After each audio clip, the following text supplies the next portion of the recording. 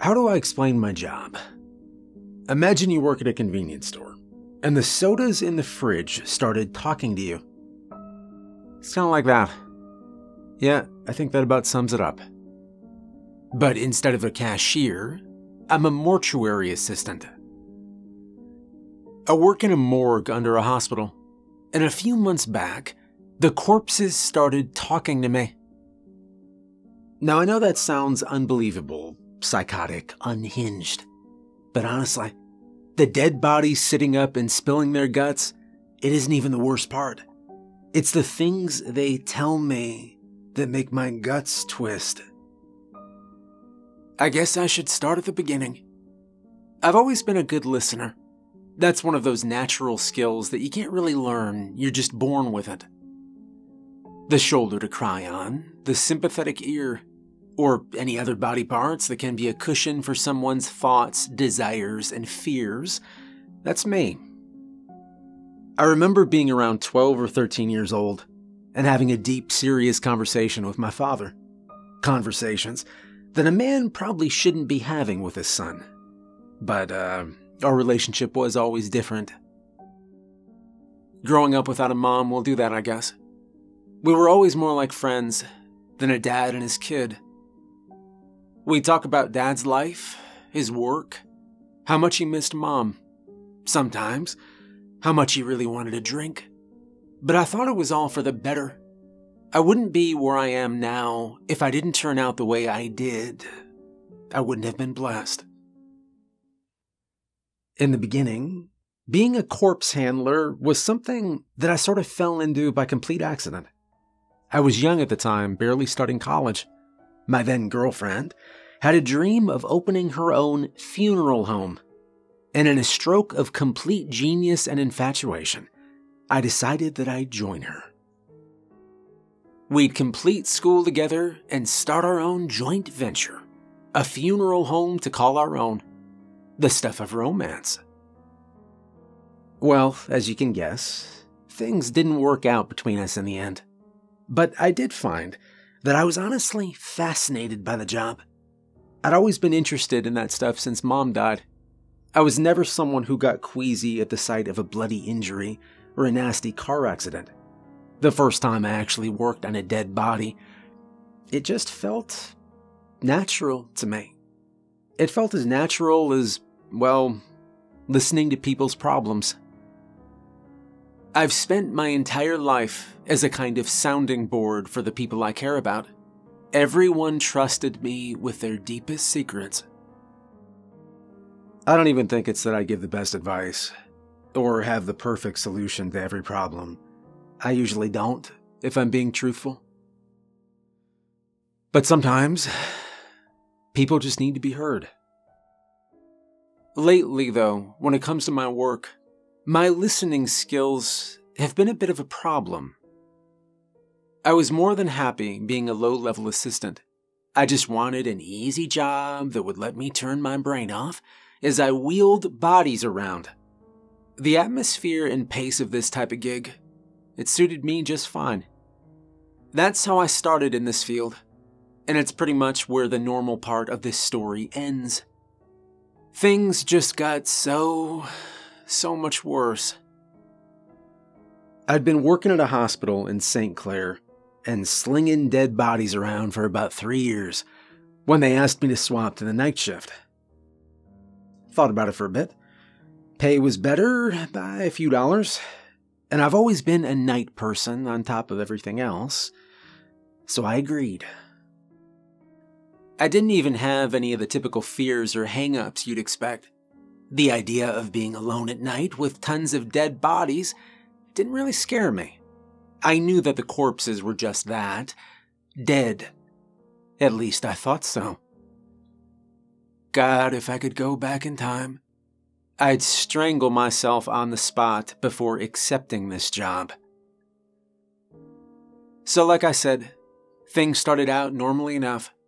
Well, enough for a morgue in the basement of a hospital, at least. It wasn't unusual to see messed up, twisted bodies of all colors, shapes, and sizes. There's a lot of different ways a human can die in a major hospital. They didn't all talk, though. Not at first. The first time it happened, I thought my coworker Dave was playing a prank on me. It was 3 a.m. We just wheeled in the corpses of an elderly man and woman. Their respected causes of death weren't immediately obvious to me. There were no fatal injuries that I could see, so I thought old age was probably a safe bet. We just transferred the first body from the gurney to the slab. I had my back to Dave, filling out some paperwork about the old man. It was going as normally as you'd expect when a voice cut through the still air. It was that kind of dry, throaty voice that could only belong to something not from this world. It's funny, humans just have some innate ability to sense when something is wrong. My hand froze, the pen hovering over the paper as the raspy voice let out a single word. Killed. Now in that moment, I'll admit I wasn't really scared. I just laughed and turned around, expecting to see Dave with a stupid grin. Very funny, I quipped. Dave still had his back turned, but he turned around and raised an eyebrow when he heard me. Killed, I repeated, in a half-assed attempt at a zombie voice. The confused look never left Dave's face. What does that mean? He seemed genuinely lost. I chuckled again, a little more hollow this time. Didn't you just... I trailed off before I could finish the question. Dave rolled his eyes. Yeah, good one. Anyway, listen, I need to run to the bathroom. He didn't wait for my response, as he set his clipboard down and left me alone with the two bodies. The room went deathly silent as I heard Dave's footsteps receding up the hall. The only sound left was the hum of the fluorescent lights above my head. I stood there alone, standing still in the freezing morgue. There was just this feeling, like something hanging in the air, some sort of aura. I didn't know how to describe it. My eyes were now locked on the body directly in front of me. The old man. His eyes were closed, his skin pale and wrinkled. I held my breath. And then there was a sound like bones cracking, and the faint squeak of aged and dry rubber wheels rolling gently on cold linoleum. Killed. The hairs on the back of my neck prickled as that same hoarse voice drifted through the air. It felt like it was worming its way between my ears and into my brain, and it was coming from behind me. From the other body. Slowly, I turned to face her. I felt the color drain from my face as I saw what was waiting behind me. The dead woman was sitting up on her gurney. Her eyes were still scrunched closed, but a stiff grin had spread across her previously blank face. Her face that was supposed to be dead. I could see her body had begun showing signs of breaking down. Her flesh was discolored and turning purple. Her gray hair was a wiry rat's nest from being roughly transported to the morgue from wherever she had died. I watched in horror as her mouth slowly opened, exposing teeth stained brown from years of smoking. The voice drifted out from her rotting throat again. But it wasn't like the dead woman was speaking. It was almost like her body was just the vessel for a voice coming from another place, like some kind of demented ventriloquist act. Her mouth didn't move, It simply hung open as the withered voice repeated that single word again. "Killed," she said. I felt my knees getting weak. Sweat beaded on my forehead. Where the hell was Dave? I guess I still held out a bit of hope that this was all an elaborate joke. And then a cold, clammy hand grasped my shoulder. I didn't need to turn around to know. I already knew who it was. I didn't even hear him get up. Another one of those awful voices from the pit of hell whispered directly in my ear. Have you ever felt someone whisper in your ear? The heat of their breath, almost like there's a warmth to what they're saying. You feel their humanity in every word. There was no humanity here. No breath, no warmth, just icy, alien nothing. The dead man croaked out 2 words. "Our son." I shut my eyes tight, feeling my body shudder in horror. When I opened them, I was in the same room under the same lights, still staring at a corpse sitting up with its mouth wide open. Then there was an awful sound, like wet meat being shoved through a drain. The woman forced her eyes open. They were nothing but milky, empty orbs staring into my soul. Suddenly, she swung her rigid legs around to my side. It's a motion I'm very familiar with. She was trying to get up. Seeing that snapped something in my brain, and I ran. I bolted out of the morgue, crashing through the swinging doors. I nearly knocked over a very confused Dave as he walked down the hall with 2 coffees. I jumped in my car and I peeled out of the hospital's parking lot. I drove down dark city streets, not really knowing where I wanted to go. I almost crashed a few times. Every time I stopped at a light and tried to close my eyes to calm myself down, all I saw was that open, rotting mouth and those empty eyes. Their voices repeated over and over in my head. "Killed. Our son." It didn't take Sherlock Holmes to figure out what the 2 corpses were implying, but in that moment, I was more concerned with whether I was currently in the middle of some sort of psychotic break. But before I even realized what I was doing, I'd stopped the car. The brain fog I'd had since rushing out of the morgue cleared up a bit. I looked around to see where I'd ended up. By the looks of it, I'd parked on a dingy street somewhere in the suburbs. Dawn was coming up, and faint sunlight was leaking into the night sky. But for the most part, everything was still shrouded in black. I looked at the house I'd stopped in front of. A normal-looking ranch house with a single orange light in the front window. Killed. Our son. Somehow, I just knew.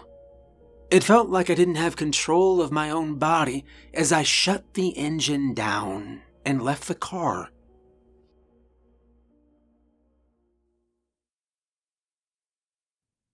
I silently walked up the front path to the house's oak door. I knocked on it 3 times with the back of my fist. I wanted to be back in my car, back home in bed, hell, even back at work with those hideous grinning corpses. This night had transformed into a horrible nightmare. And I just knew that when whoever was inside the house answered their door, things were only going to get worse for me. Slowly, the door swung open. Just a crack. Behind the door was a tired-looking man, probably in his 40s.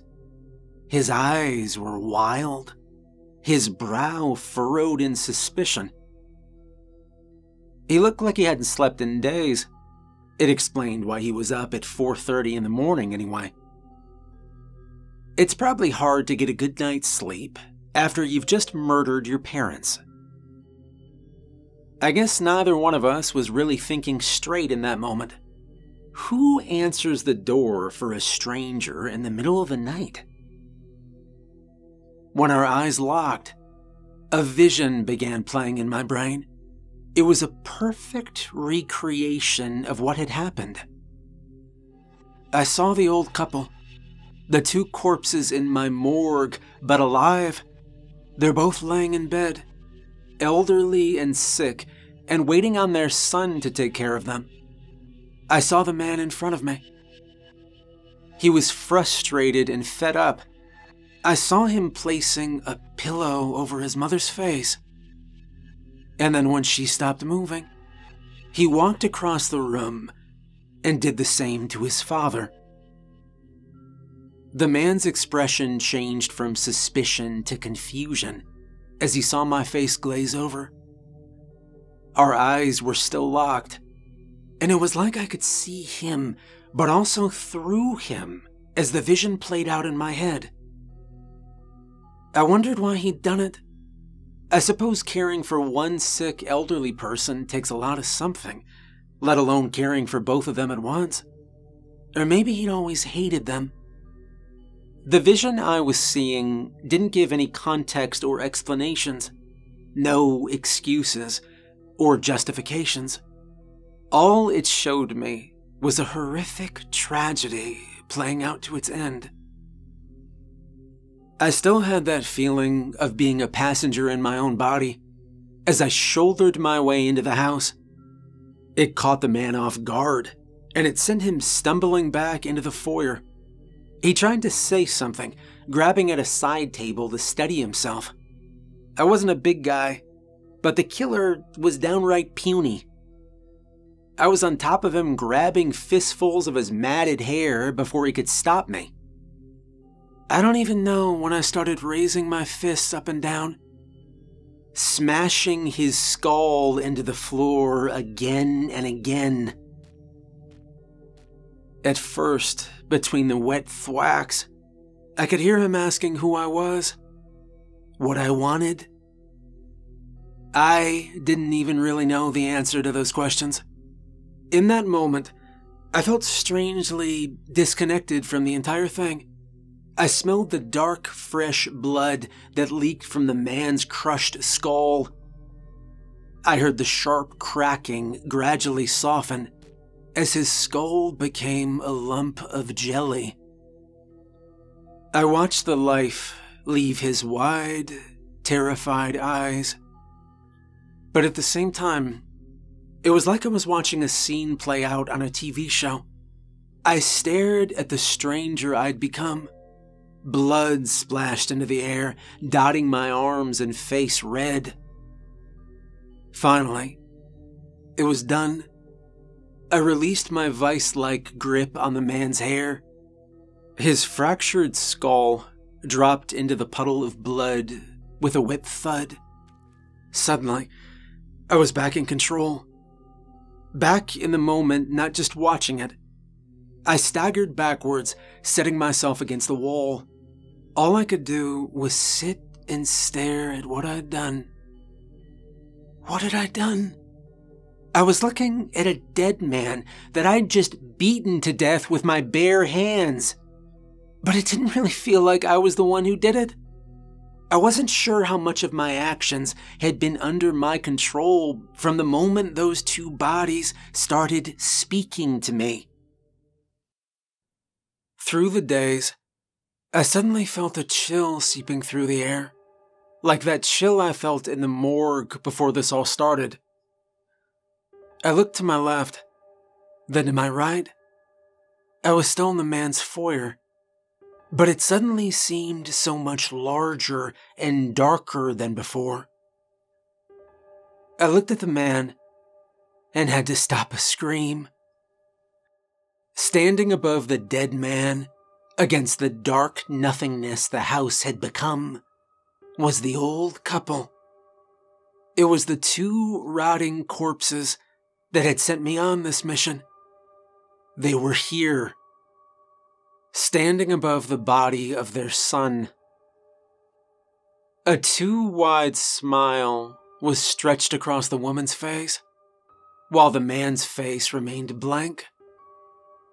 They both stared at me as a black mist began to spill from the bloody open mouth of their dead son.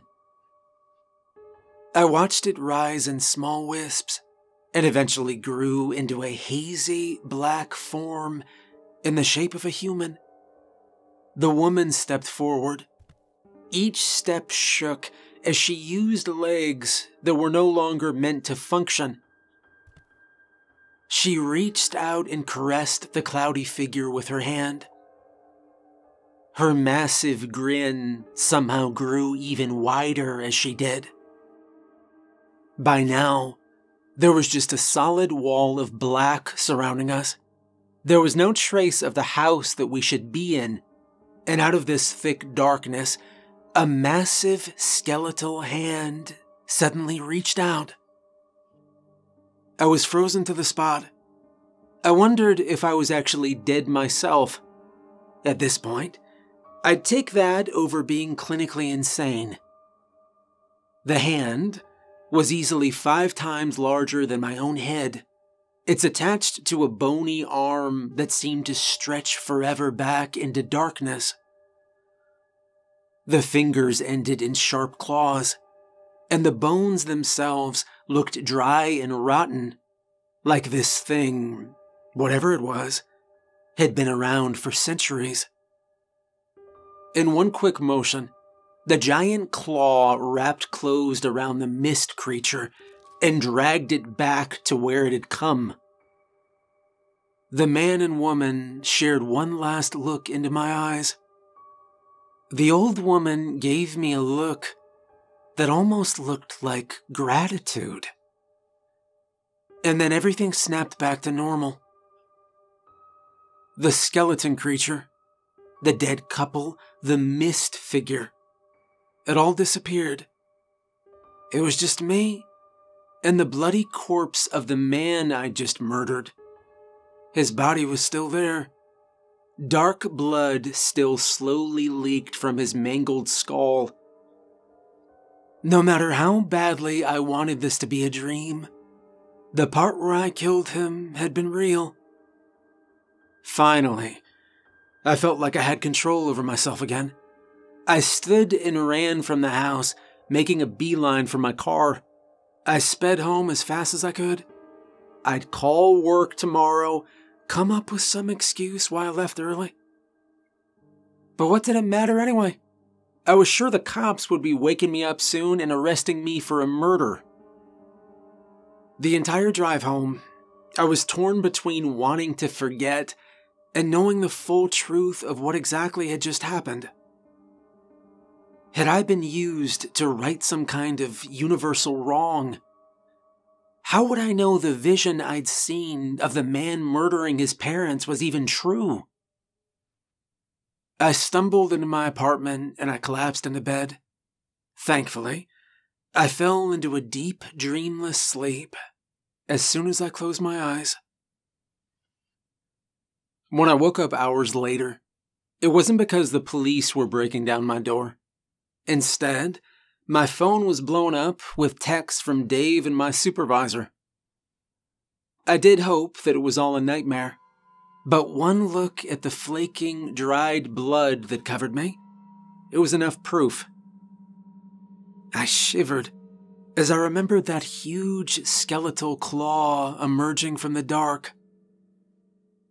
Several years of being a good employee had earned me some goodwill from management. After I ran out on my last shift, they were more concerned about my well-being than anything else. I quickly made up some excuse about getting food poisoning and apologized for running off. I should have asked to stay home that night. I should have wanted to quit the damn job. But instead, I told them I'd be in that night for my shift, no problem, and I thanked them for their concern. I couldn't get that woman's face out of my head. I keep thinking about that look she'd given me before everything reset itself. Gratitude. Gratefulness. When I arrived at the hospital that night, the whole aura of the place felt different. There was a heaviness in the air, like this sense of waiting for something to happen. I didn't pay Dave much attention, but I could feel his stare on the back of my head when he thought I wasn't paying attention. I guessed he was a little suspicious of my story, not that I cared much.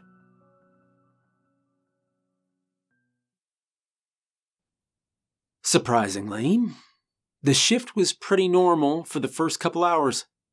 We filled up some paperwork, prepped the bodies, and took down any patients that had died upstairs. But that feeling that something's about to happen, it still hung over my head all night. I was deep cleaning some of the tools when I finally heard it. Another raspy voice echoed through the morgue. Killed. This time, I didn't react with shock. I pretended I didn't even hear anything. I casually looked at Dave from the corner of my eye. If he could hear the voices now too, he wasn't showing it. Good. I wasn't immediately sure where it was coming from though. Unlike the previous night, there were no fresh bodies waiting out in the open to jump at me. It didn't take me long to figure out where I needed to check. The giant wall of stainless steel storage cabinets, where we file the corpses away like paperwork. The voice must be coming from one of these. I knew this was where I'd find the body crying out to be heard. I felt that same force take control of me. I wasn't really in control anymore. But this time, I felt a lot calmer about it. I was instantly drawn to a specific cabinet. I'd logged this one in a few days ago. It was a pretty nasty case. A young guy around my age, whose entire face had been nearly shredded in half. It was determined to be a workplace accident. Sure, an accident, I thought. Killed? I called out to Dave, trying to sound casual. Hey, I'm gonna check on this one from the other day real quick. Can't remember if I filed the tag correctly. Dave said nothing, simply nodding at me. I opened the drawer. Immediately, I was met with a man's cloudy eyes. They were open, bulging out as they stared at me. They weren't open when I'd put him in there. I know they weren't. The man's wounds had been pretty bad. He'd fallen face first onto the exposed blades of a lawnmower he'd been repairing. His mouth, well, it essentially had been separated from the rest of his face. Deep red gashes ate through his neck, and his cheeks directly below those wide, terrified eyes. As I stared down at his mangled face, his jaw began to quiver. The two flopping halves of his face came apart, exposing his chipped teeth and what's left of his tongue.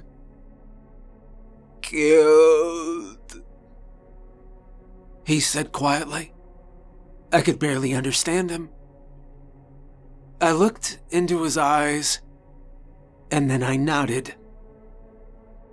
Pushed, he continued. My boss.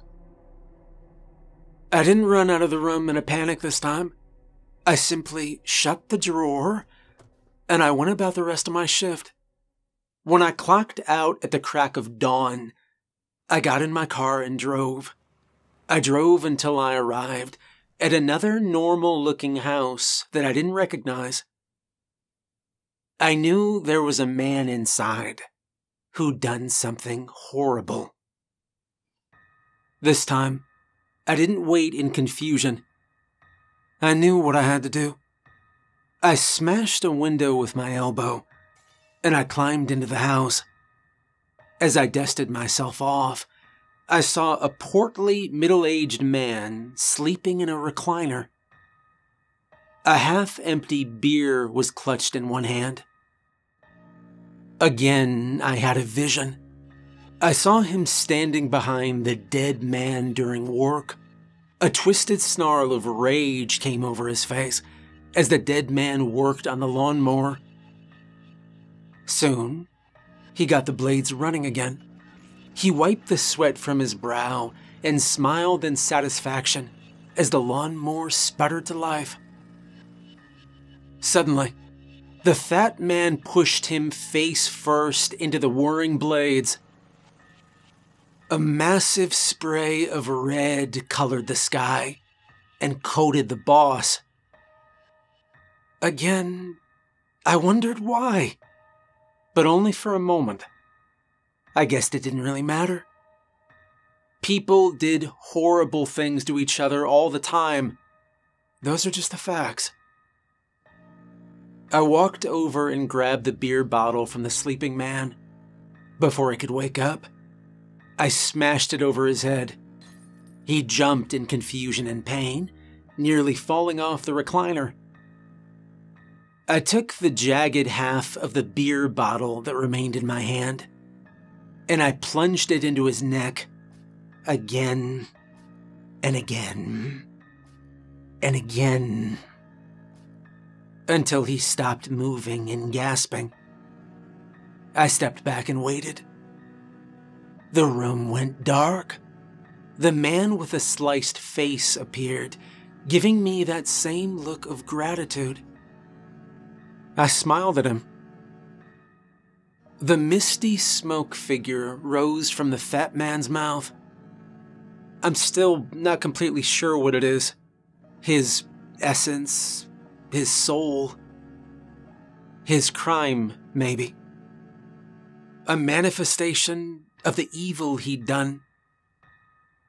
Then from the darkness, the hand appeared. That bony arm connected to something from beyond our world. It reached out and grabbed the mist. I tried to really study it this time. Really try and get a better look. It seemed to linger just a little bit longer this time. Almost like it was waiting for me. Like it wanted me to see. Then it was gone. Everything was gone. And I was alone again with a corpse. There were so many others that needed me to listen. The garbage man who'd murdered his sister. I pushed him into a compactor. I watched as his body splintered and snapped. There was the librarian who'd wanted her husband's insurance money. I smashed her skull with an extra-large encyclopedia. On and on and on. Each time, I was guided by the hand. It would emerge when the deed was done and grab at those wispy figures. I knew what it was. I'd spent so much time thinking about it. It wasn't a demon or some kind of creature from hell. It was the hand of karma, of destiny. And I was their eyes. For some reason, it had chosen me to carry out justice. I never found out why it chose me, but it spoke to me through the corpses. At first, at least. That's only because that was the easiest way to reach me back then. You see, I quit my job at the hospital this past week. I don't need it anymore. Not after I saw that monstrous hand appear over a woman's head in broad daylight. And instantly, I saw a picture-perfect vision of what she'd done to her mother. I followed her into an alley, and I did what I was supposed to do. I had earned its trust. It doesn't need the corpses anymore.